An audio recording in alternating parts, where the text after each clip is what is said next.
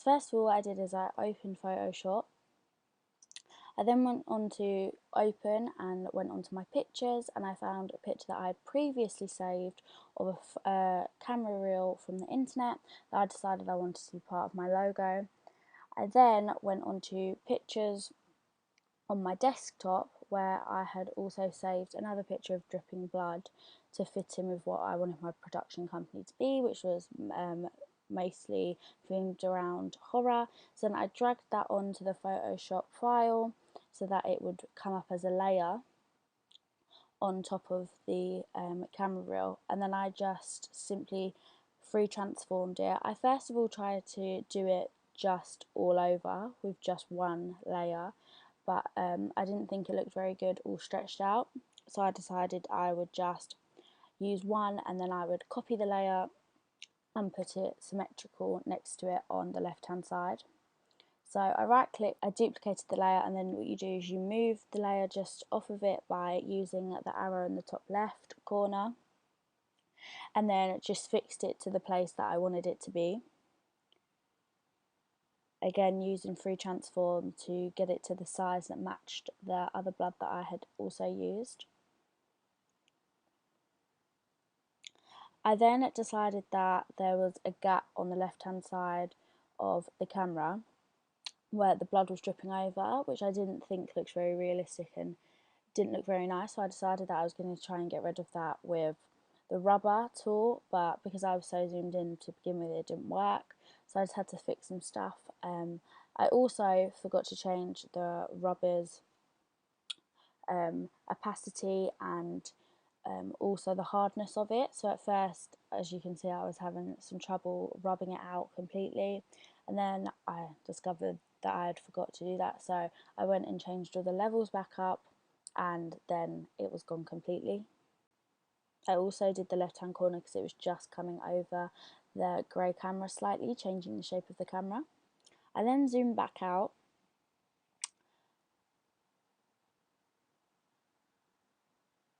and decided that the blood was maybe too bright compared to the grey, so I decided I was going to change the brightness and the contrast of it to make it fit more in with the shades of grey that was already on there.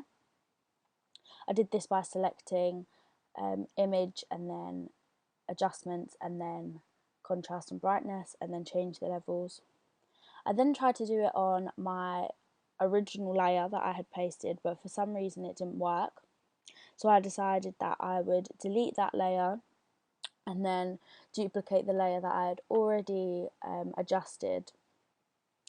So I tried to adjust it with other things such as the opacity and the hardness on the right hand corner, but it didn't work properly and it didn't look right. As you can see, it's two different shades of red right now. So I came back and deleted it, and then I just duplicated the second layer I had put on that had already been colour adjusted, and then adjusted that into the right place once it had been duplicated.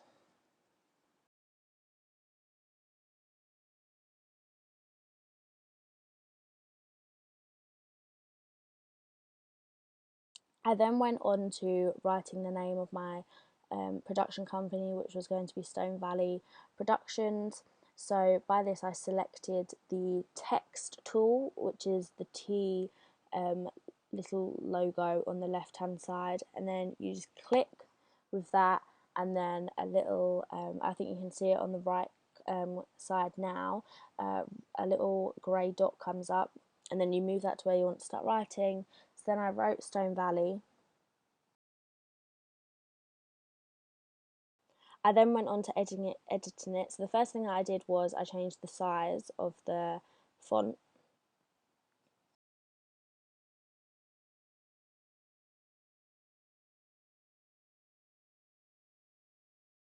I then highlighted it again and decided I was going to change the font because I didn't think that really reflected the type of branding that I was going for. So I tested with I think 2 or 3 different types of font, and then I came to the conclusion of my last one.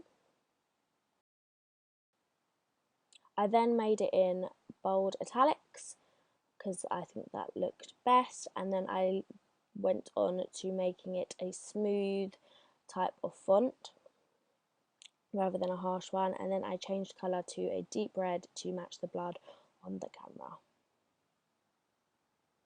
I then just slightly moved